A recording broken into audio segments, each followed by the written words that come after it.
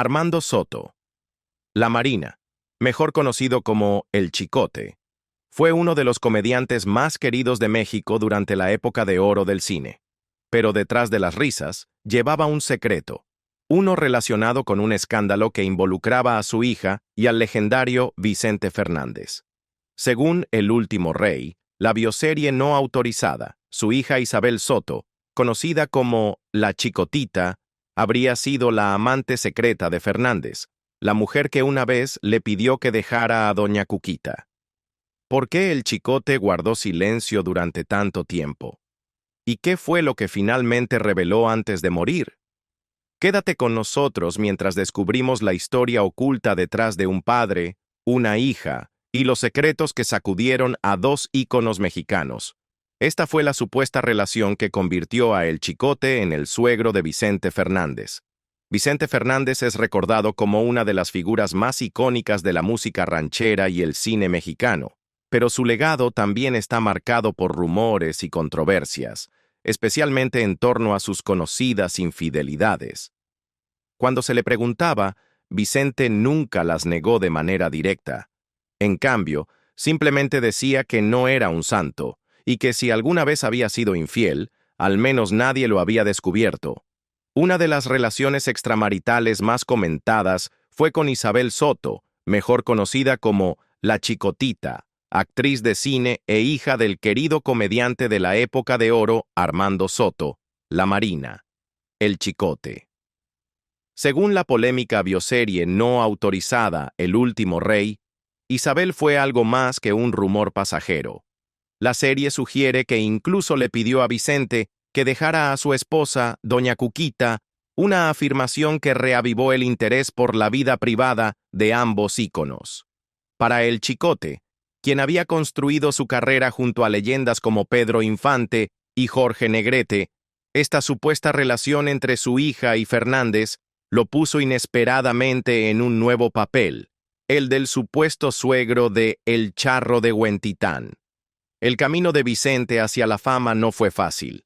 Nació el 17 de febrero de 1940 en Huentitán el Alto, Jalisco, hijo de Ramón Fernández Barba y María Paula Gómez Ponce. Desde muy joven trabajó duro para ayudar a su familia, vendiendo agave y cantando en fiestas locales. En 1954, con solo 14 años, Vicente participó en un concurso amateur de canto en Guadalajara y ganó el primer lugar. Esa victoria temprana despertó algo en él. Poco después comenzó a cantar en restaurantes, reuniones familiares y fiestas vecinales. Pero cantar aún no pagaba las cuentas, así que también ayudaba en casa vendiendo hojas de agave y otros productos para apoyar a su familia. Para 1960, Vicente tuvo su gran oportunidad cuando apareció en un programa local de televisión llamado El Calvario Musical, transmitido en Guadalajara. Su presentación fue bien recibida y le abrió la puerta para mudarse a Ciudad de México. Allí, se unió al personal de un restaurante llamado El Amanecer Tapatío, donde seguía actuando en vivo para los clientes. La tragedia llegó a principios de 1963, cuando Vicente perdió a su madre a causa del cáncer. Ese mismo año, el 27 de diciembre, se casó con su vecina de toda la vida en Guadalajara, María del Refugio Abarca Villaseñor, mejor conocida como Doña Cuquita. Juntos criaron a 4 hijos, Vicente Jr., Gerardo, Alejandro y más tarde su hija adoptiva Alejandra. Por esa época, Vicente comenzó a cantar en el cabaret El Zarape y empezó a ganar un sueldo regular como cantante. En 1964, se unió a algunos de los grupos de mariachi más respetados de la época, incluyendo el Mariachi Amanecer de Pepe Mendoza y el grupo dirigido por José Luis Aguilar, conocido en el mundo musical como Felipe Arriaga. Felipe, amigo cercano y figura clave en la vida de Vicente, sería una de las personas más influyentes en su carrera, junto con el legendario compositor Federico Méndez. Durante casi una década, Vicente trabajó sin descanso, pero el gran éxito seguía sin llegar. Eso cambió drásticamente tras la muerte prematura del famoso cantante Javier Solís. De repente, las mismas disqueras y estaciones de radio que antes lo ignoraban comenzaron a llamarlo, ansiosas por trabajar con la estrella en ascenso. A partir de ese momento, la vida de Vicente tomó un rumbo diferente. Lo que siguió fue nada menos que legendario. Vicente Fernández se convirtió en un ícono nacional muy querido, el Charro de Huentitán, y uno de los máximos exponentes de la música ranchera en México y más allá. Su extraordinario recorrido fue capturado más tarde en la biografía no autorizada El último rey, un libro que desveló las capas de su imagen pública y reveló facetas menos conocidas de su vida personal. Incluso después de su muerte, el nombre de Fernández sigue generando controversia, tanto entre sus seguidores como dentro de su propia familia, en gran parte debido a cómo se maneja su imagen y legado. Ese mismo libro fue adaptado en una serie de televisión que rápidamente acaparó titulares por sus audaces afirmaciones. Una de las más controversiales. Una supuesta relación amorosa que Vicente tuvo a principios de los años 70 con la actriz Isabel Soto, también conocida como La Chicotita. Isabel Soto. La Marina Medina, más conocida por su nombre artístico La Chicotita, fue una cantante y actriz nacida en 1945 en Pátzcuaro, Michoacán.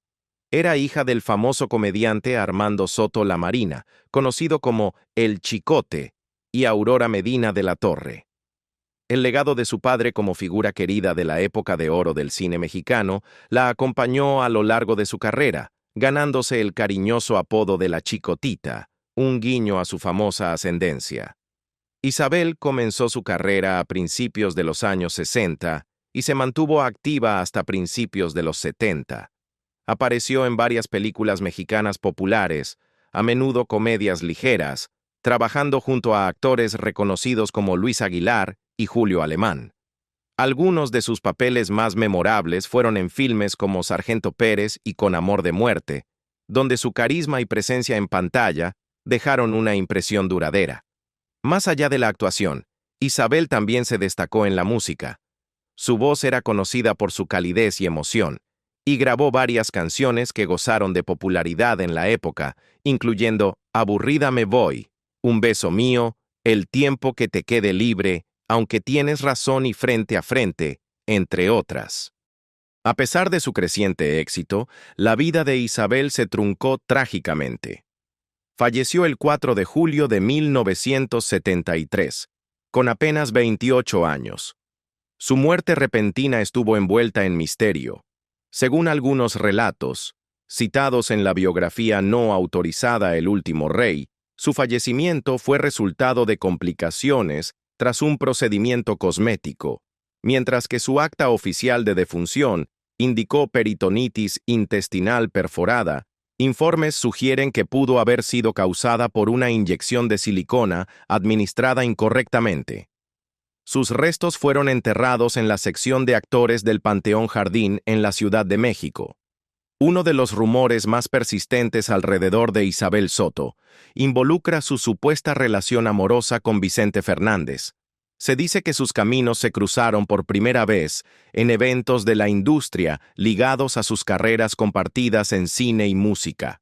Otra versión afirma que se conocieron cuando Vicente co-condujo el programa de variedades Noches Tapatías junto a Lucha Villa, un episodio en el que Isabel también apareció.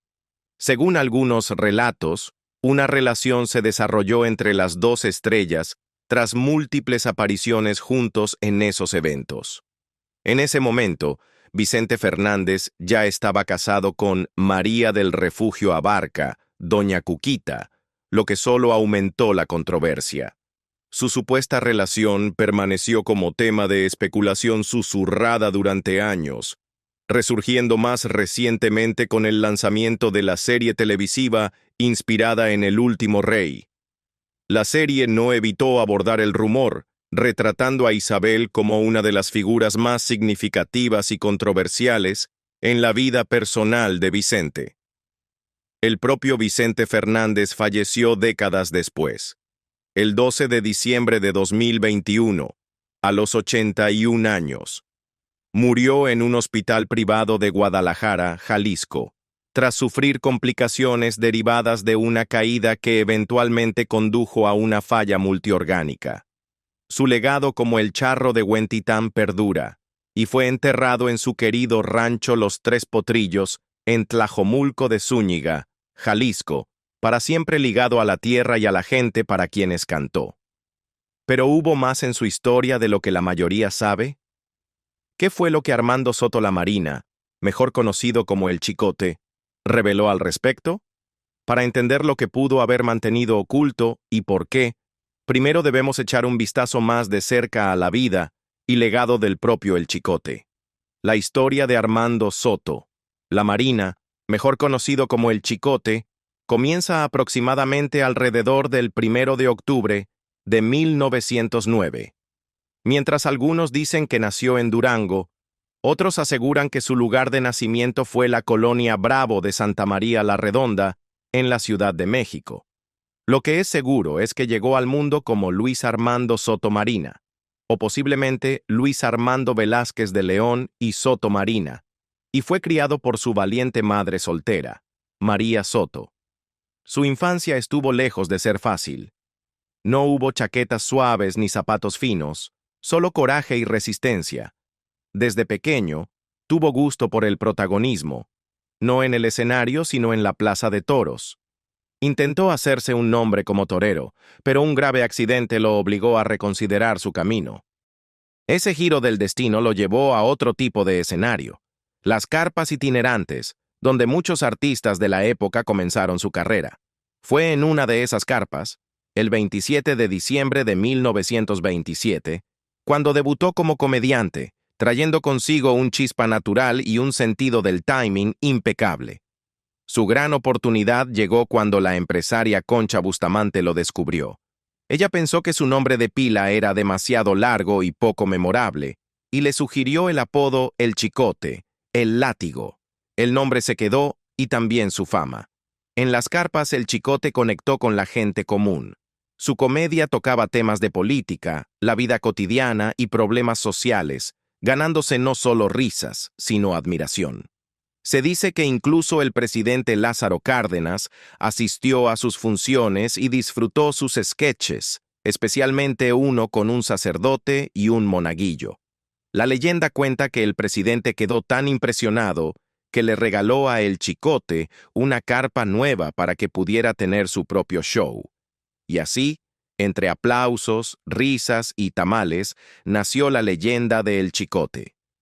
Después de conquistar al público en las carpas e incluso hacer reír al presidente Lázaro Cárdenas, El Chicote dejó de ser un simple comediante callejero.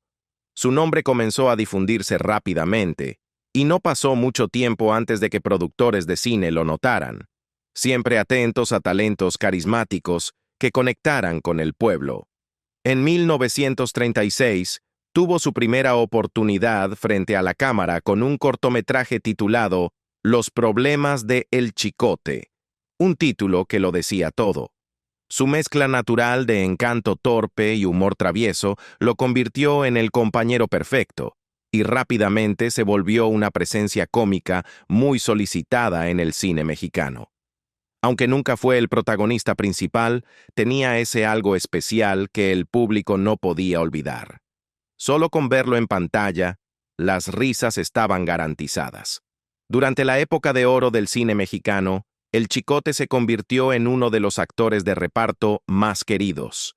Daba vida a personajes como el amigo chismoso, el leal acompañante o el camarero ingenioso, siempre con corazón, rapidez mental y buen sentido del humor.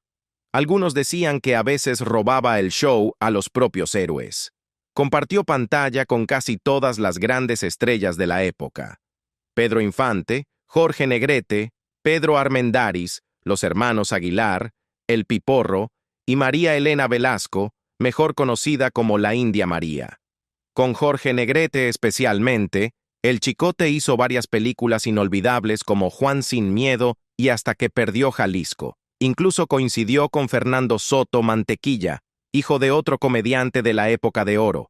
El Chicote dejó su huella en películas junto a leyendas como Pedro Infante, con títulos como Mexicanos al grito de guerra, Si me han de matar mañana y Cartas marcadas. Con Pedro Armendáriz, la colaboración fue aún más intensa. Trabajaron juntos en una docena de películas, incluyendo Flor Silvestre y Las Abandonadas. También hizo buena dupla con Luis Aguilar. En Jack, Caballero y Rey, el Chicote brilló no por robar el protagonismo, sino por añadir el sabor justo, como el chile en un buen platillo. Incluso en papeles pequeños, su sentido cómico lo hacía esencial. Pero detrás de cámaras, las cosas no siempre eran tan ligeras. Fuera del escenario, Armando Soto Lamarina, mejor conocido como el Chicote, era un hombre diferente. Quienes lo conocían de cerca lo describían como temperamental, con poca paciencia y lengua filosa. Parte de ese fuego, admitía, venía de sus días como torero, pero el alcohol a menudo empeoraba las cosas. Se sabía que explotaba durante las filmaciones si algo no salía a su favor, gritando, empujando o forzando cambios. Algunos actores respetaban su talento, pero muchos mantenían distancia, cautelosos ante sus cambios de humor. Uno de los incidentes más infames fue una pelea acalorada con su colega y compadre de mucho tiempo, Jorge Negrete. Aunque tenían una gran química en pantalla, las tensiones entre ellos a veces explotaban. Pedro Infante una vez le advirtió a El Chicote sobre sus llegadas tarde y su bebida, diciéndole: «Vas a acabar mal, muriendo joven si sigues así». Las palabras le dolieron, pero en lugar de retroceder, El Chicote sacó una pistola escondida y lo retó a un duelo. Por suerte, Infante logró calmarlo. Hay una historia más jugosa de Diana Negrete, la hija de Pedro. Ella recordó un incidente en un bar en Cuautla, donde el Chicote se enfureció porque la rocola no tenía canciones de artistas negros. En un arrebato, le disparó a la máquina. Cuando Pedro Armendáriz y el Piporro intentaron intervenir, el Chicote redobló su desafío, retando a cualquiera que quisiera enfrentarlo. Esa racha salvaje comenzó a aislarlo. Los productores dudaban en contratarlo y muchos colegas lo evitaban. Sin embargo, el Chicote actuaba como si nada estuviera mal, confiado en que el amor del público lo mantendría a flote. Pero el amor no paga cuentas, y el trabajo empezó a escasear. Parte del problema era su negativa a respetar las jerarquías. Ya fuera un director o el mismo Pedro Infante, si las cosas no salían a su favor, explotaba como un petardo. Un episodio infame ocurrió durante la filmación de Si me han de matar mañana. El Chicote llegó tarde, y claramente con resaca, retrasando la producción. Infante lo confrontó, pero en lugar de disculparse, el Chicote le dio una bofetada. Pedro, atónito al principio, rápidamente recuperó la compostura, lo levantó del suelo y lo dejó sin aliento. Después, el Chicote pidió disculpas, pero el daño ya estaba hecho. No fue su primer escándalo público, pero sí uno de los más memorables. Pero las cosas no terminaron ahí. El Chicote a menudo causaba problemas en el set sin razón aparente, enojándose por un simple cambio de línea y acusando a otros de sabotear la producción, gritando hasta que alguien lo calmaba. Esa reputación se quedó. Ya no era el comediante amigable que todos querían. Se le conocía como impredecible y difícil. Algunos decían que llevaba un arma no por inseguridad, sino porque le gustaba el poder que daba causar un escándalo. Los colegas comenzaron a distanciarse, y aunque el público aún amaba su presencia en pantalla, la industria empezó a darle la espalda. Las llamadas y contratos se volvieron escasos, y su nombre se volvió pesado, pero por todas las razones equivocadas. Mientras tanto, su vida personal se desmoronaba. Detrás de los chistes y sonrisas, el Chicote cargaba un dolor profundo. Se casó 4 veces, con Luz María Reyes, Enedina Ibarra, Anita Ibarra, o quizás Aurora Medina, según algunos, y María de la Salud, y tuvo 8 hijos. Una de sus hijas, Isabel Sotó Lamarina, conocida como La Chicotita, fue un rayo de luz. Nacida en 1945, Siguió los pasos de su padre como cantante y actriz, aunque afortunadamente evitó sus hábitos más oscuros. En los años 60 y principios de los 70, el Chicote tenía una voz y presencia que llamaron la atención de muchos, incluido el legendario Vicente Fernández. Circularon rumores sobre una posible relación entre ellos después de haberse conocido en eventos musicales televisivos, y Fernández supuestamente la invitó a aparecer en Noches Tapatías. Pero todo cambió con su repentina muerte en 1973, envuelta en misterio. Algunos dicen que fue un procedimiento estético que salió mal. Oficialmente, murió de peritonitis causada por silicón inyectado en sus pechos. Otros creían que hubo un encubrimiento para proteger a figuras poderosas de los medios. El libro El último rey, sobre Vicente Fernández, insinuó que su conexión pudo haber sido más que profesional, aunque algunos piensan que solo fue para agradar al propio Charro. Sea cual sea la verdad, el Chicote nunca habló públicamente al respecto. Sus amigos dicen que nunca se recuperó del todo. Su chispa habitual se apagó, y tras bambalinas estaba profundamente afectado. La muerte de su hija Isabel, conocida como la Chicotita, solo empeoró las cosas. Esa tragedia lo quebró. Perdió las ganas de trabajar, y la estrella antes querida comenzó a desvanecerse. Los productores que antes peleaban por contratarlo dejaron de llamarlo, y las oportunidades desaparecieron.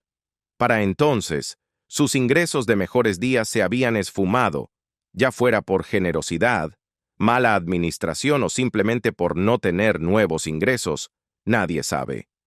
Terminó viviendo modestamente con su última esposa e hijos en Nezahualcóyotl, Estado de México, durante más de 20 años, apenas sobreviviendo y esperando un regreso que nunca llegó.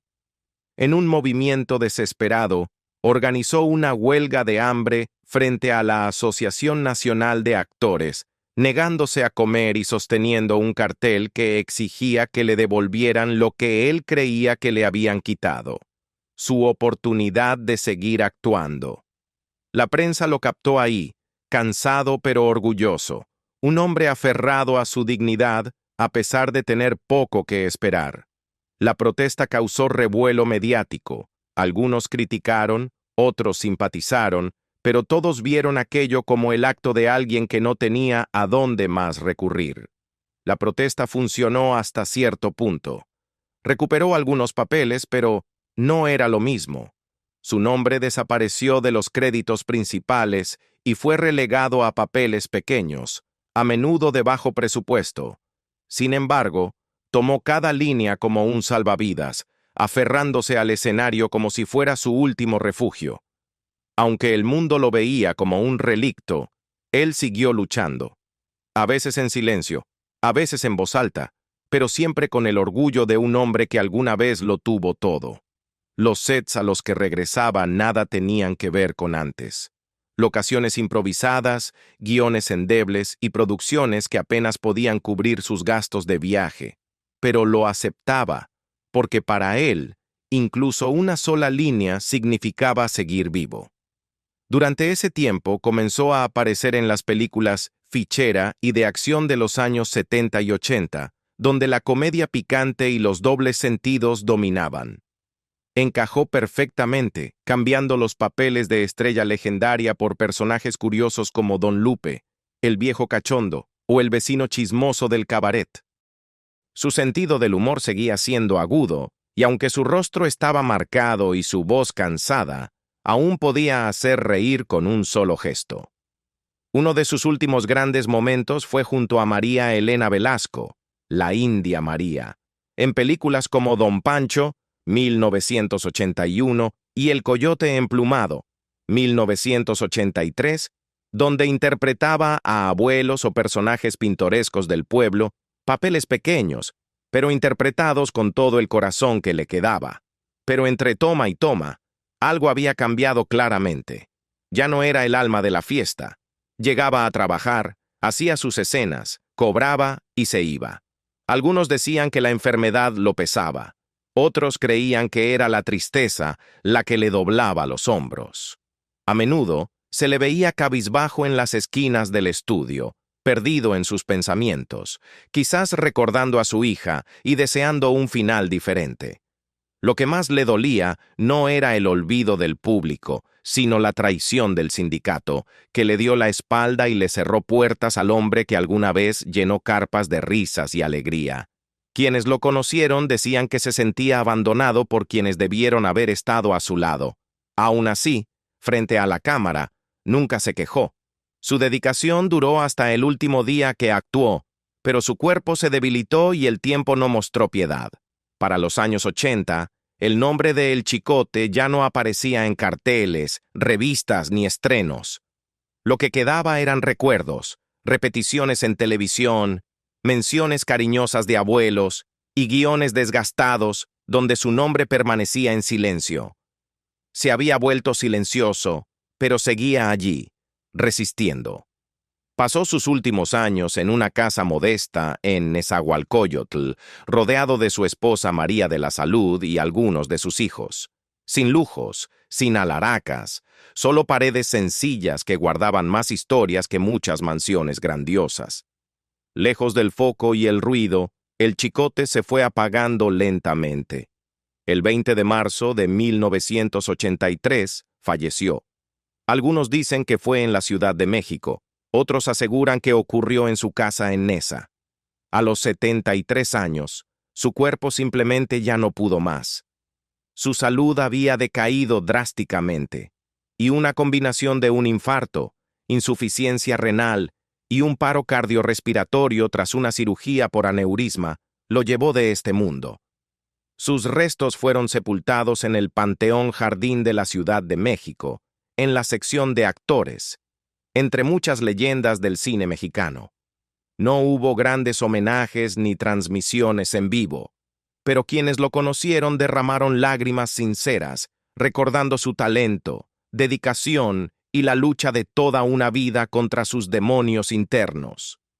En sus últimos días, el Chicote tenía un deseo que nunca cumplió: regresar una vez más a la Plaza México, no para lidiar con toros, sino para subir al ring y entregar un monólogo final, una rutina llena de humor y corazón. La vida no le dio esa oportunidad. Aún así, su legado vive, en cada cinta en blanco y negro, en cada sketch archivado en la televisión y en cada historia contada con una sonrisa. Aunque su carrera se apagó sin grandes fanfarrias, Armando Sotol Marina, mejor conocido como El Chicote, dejó una huella innegable en el cine mexicano. Conocido por su carácter fuerte y sus incontables papeles en más de 130 películas, hizo reír a la gente, apoyó a las mayores estrellas y entretuvo a generaciones por décadas. Entonces, ¿qué crees que realmente pasó detrás de cámaras? Comparte tus pensamientos en los comentarios. Y si quieres profundizar en estas historias no contadas y escándalos de la época dorada del entretenimiento mexicano, no olvides darle like a este video y suscribirte para más contenido.